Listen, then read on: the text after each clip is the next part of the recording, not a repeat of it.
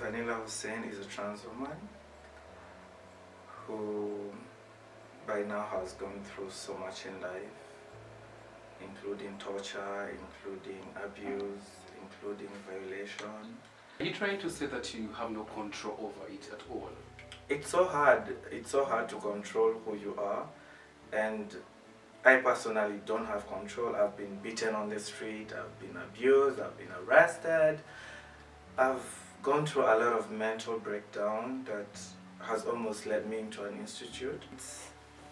It's an experience that has taught me so much in life. Amount to failing, you'll amount to nothing, you are nothing. So you grow up knowing that you're nothing. But you're not nothing.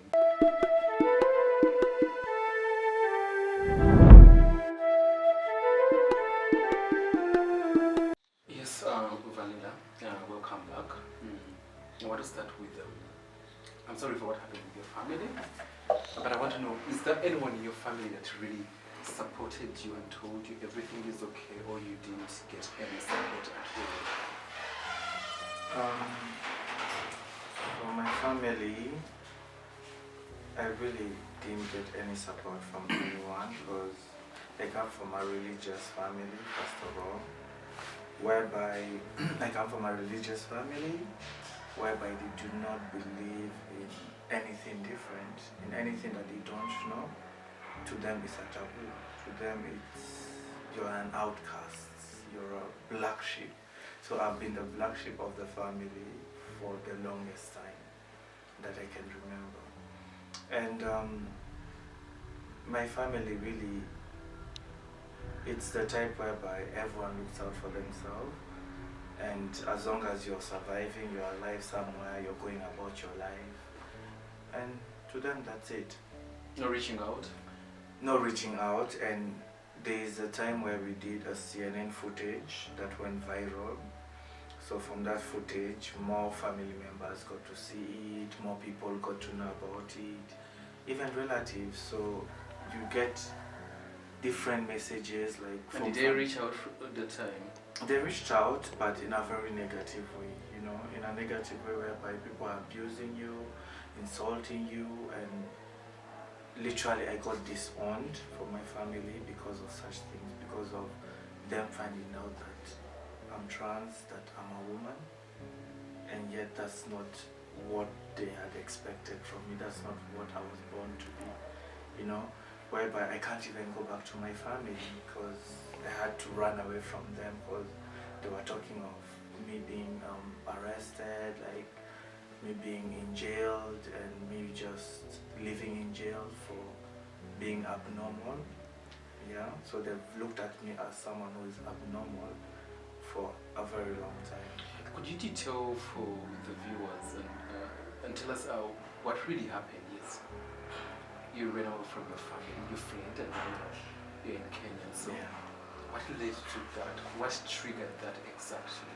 Yeah, I had relatives who at some point were going to, you know, like, people are different, and you find that you have relatives that at some point want to poison you. Wow. Yeah, want to poison you because they don't you're different. Yes, they don't understand who you are. Did they ever sit down and ask you why you like this? They don't even have the time to do that, you know, because they expect you to be upright. They expect you to be like, if so-and-so's child is going to school, has graduated, is married, maybe has a child, has a family, you know, they expect you to live according to how tradition has been, according to how life was, according how they want you to thinking. Yes. So they have that expectation from you that is not even in your mind, that is not even you. So family, I had to flee because at that point I was living with my uncle, and I remember so well, they found me with my boyfriend in the room. And your boyfriend then?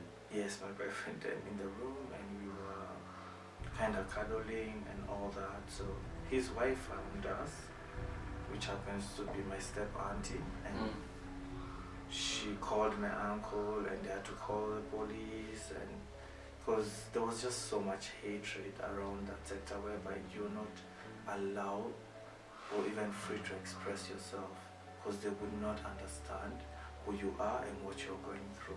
So when your auntie found you, what did she do exactly? I was beaten.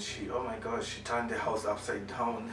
Literally, she turned the house upside down and abused me and dragged me all over and, like shaming me, calling all the other relatives, like, come see this child of yours, come see this person, what they are doing.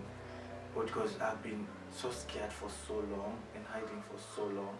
So when I got that opportunity to be with the person I loved, I couldn't hesitate. And that moment they were not at home. So when they came back and found us, it was really chaotic. To the point whereby they had to call the police to come and arrest us. Your own family, my own police on you, to come and pick you up because they feel like you're beyond them. They don't know you anymore. They feel like you've been cast, that you're a disgrace to them and to their family affairs. So it's something that I don't really look back at because it's really painful till this very moment. But it's a shame that we don't have families that we can turn to in terms of need, in terms of reaching out, in terms of who to talk to, or even just someone to tell you that it's okay, it's going to be okay. There was none, zero. There was none at all, and I had to experience. Your father? Well, my father was never around ever since I was a child. He was always traveling and till today has never accepted me as their child. Has never accepted me, and I don't think he will never accept me. So I've lived my life like an outcast of the family and someone that will never be accepted. And just how I had to deal with life each and every day. So you flee to Kenya? Yeah. You come to Kenya? After the police experience, after I felt like my life was in danger, after I really felt like, and that time also there was that period of kill the gays everywhere, everyone was just after like, so-and-so is gay, we have to do something. You find that you're being targeted for just being gay or different, or walking different on the road. People, the neighborhood will look at you differently.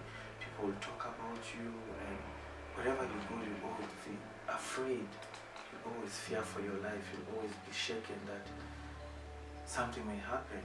And the mere fact that even your own family, your own precious blood, do not want to associate with you. Because family is supposed to be like a pillar. Exactly. Why you lean on when the whole world maybe is against you? Yeah. You run to family, you run to a brother, you run to a father, or a mother, or an auntie. But mine was totally a different experience, whereby they didn't want anything to do with me and felt like the more I'm away from them, the better. And even some would wish on you dead, like my aunt was like, I wish you were dead, because what are you? What have you become? Who are you? They don't understand what you are.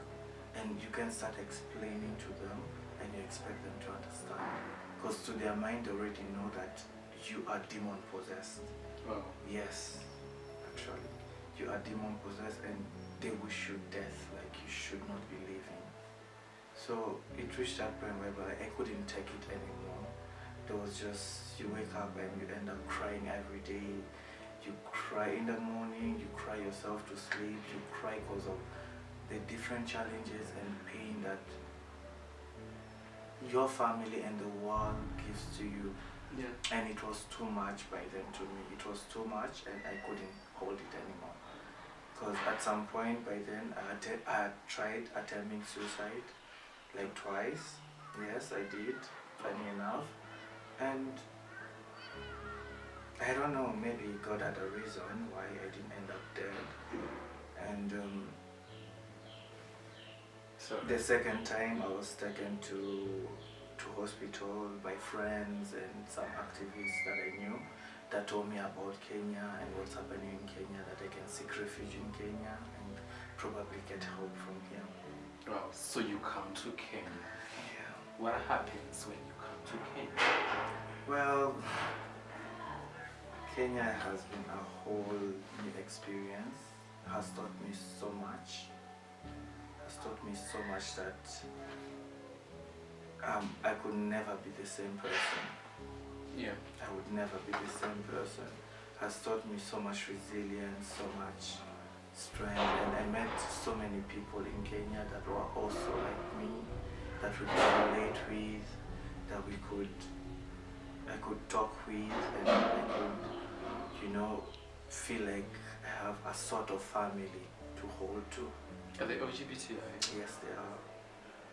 And I understand right now you are a director of a refugee trans initiative. You mentioned it at first.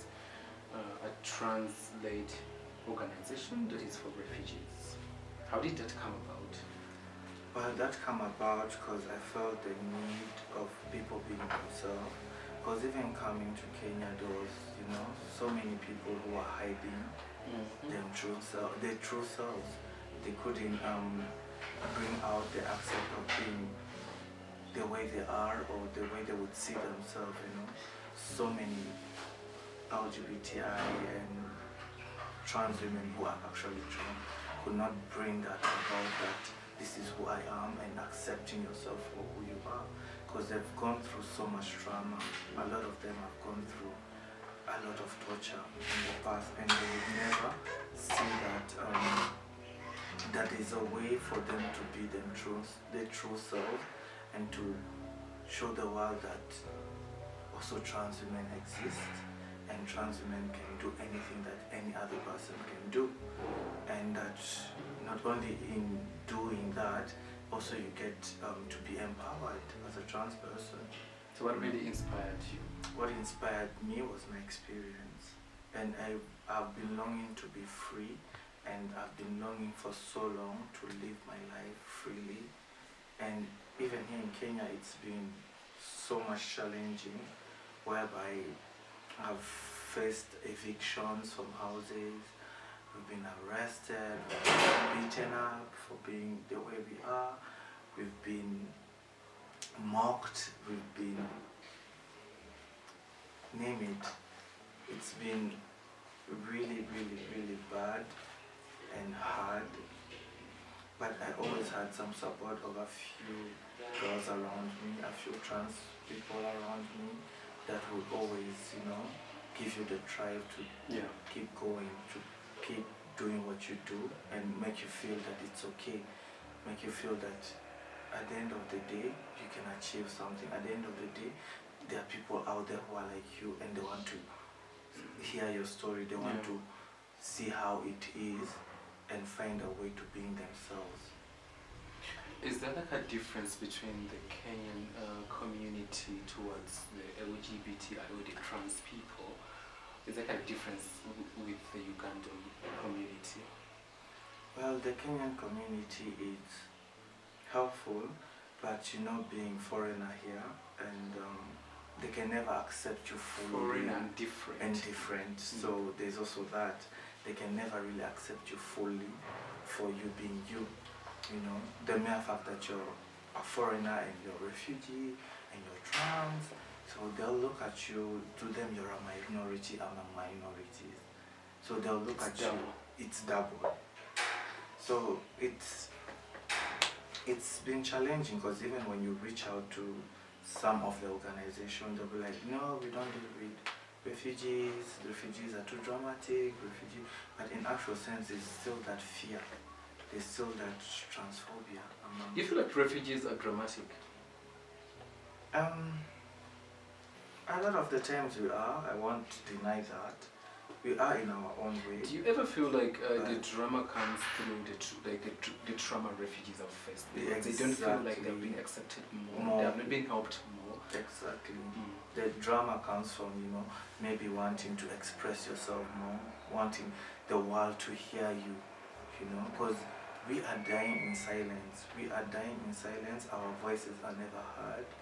Even the mere fact of creating visibility for the trans person, it's been such a challenge, because you get this hate speech from your fellow community, the Kenyan community as well. Sometimes we look at you like, no, you guys are too much, you guys are overboard, you guys should find something else to do, or be something else, or go somewhere else, you know. They feel like you're taking their space. Literally, they feel like you're taking their space, you're coming to take their resources, you're coming to take their lives. And yet we are also looking for our life. And being here in Kenya, it's hard to be accepted, and even getting a job when you're different, it's really, really, really hard. And so we have to survive through sex work and just find a way of surviving each day through pain and struggles. It is pain. Really a lot of pain, and these stories really touch a lot of people's hearts. Vanilla, like you told me, you're the executive director of Refugee Trans Initiative. I don't run it alone. Yeah, you don't run it alone, and Yeah. I totally and completely understand, but you're kind of like the boss. Well, no, you can say that. For now. Yeah, for now. Where do you find the power? What drives you to still go on even after you faced a lot of challenges before? What drives you to wake up in the morning and be like, I need to empower other people, I need, let's say, look after other people, I need to lobby for other people? What drives you?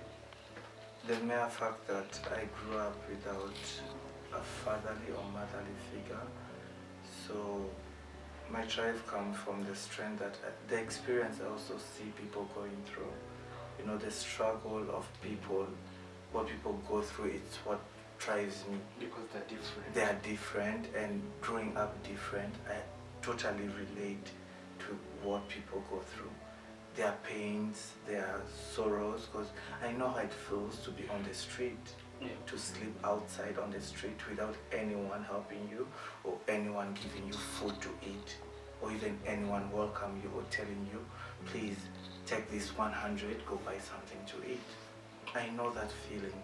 So that drives me, knowing that seeing other trans women struggling, or not even just trans, anyone who is struggling out there, and I'm able to help, or I'm able to be there or give a lending hand, that means a lot to me. That means so much to me, because I know the feeling of being with nothing. Yeah. I know the feeling of going through mental health, of feeling like the world has just gone against you and you have nowhere to run to, no one to talk to, and you're all by yourself.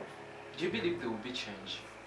I believe in change. I believe the people I've worked with, the people who are like me, the people, the community we are in, that where we've reached, there has been change, whereby we don't longer go hungry as we used to.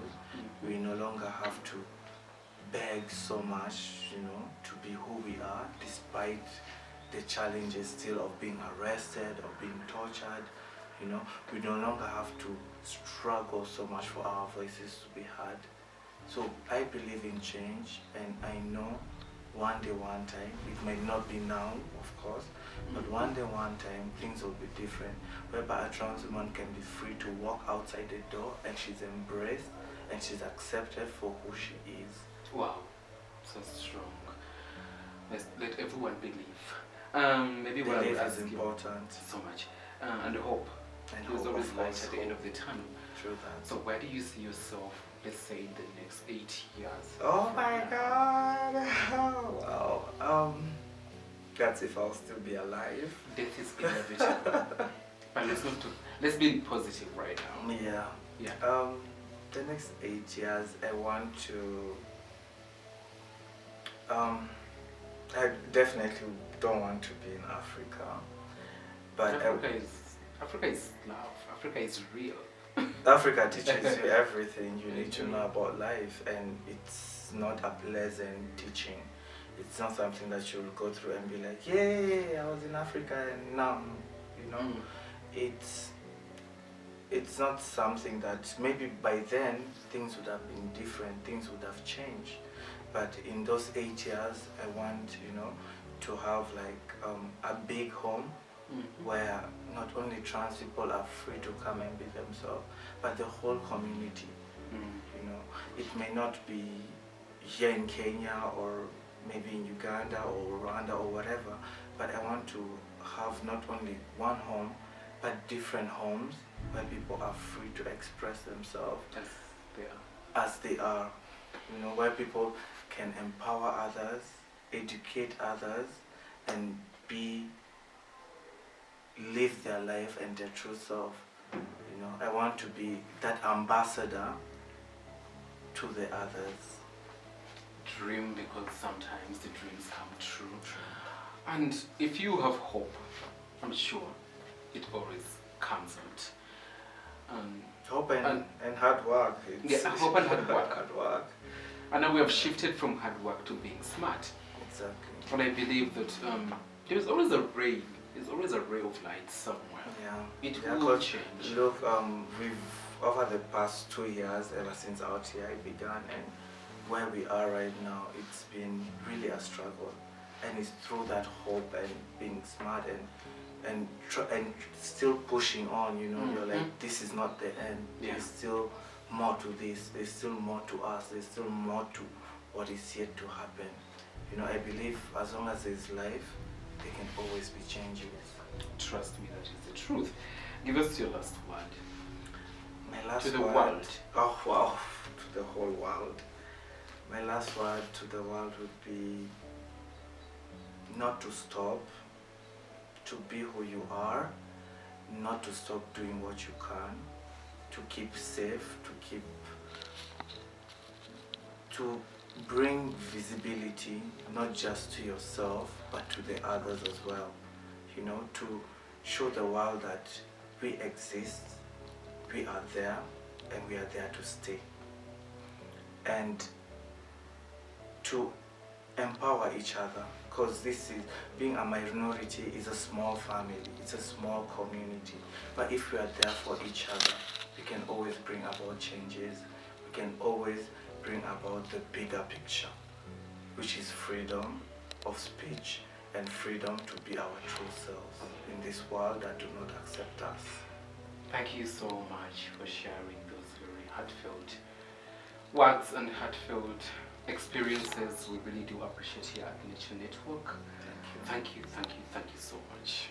Thank you for your time.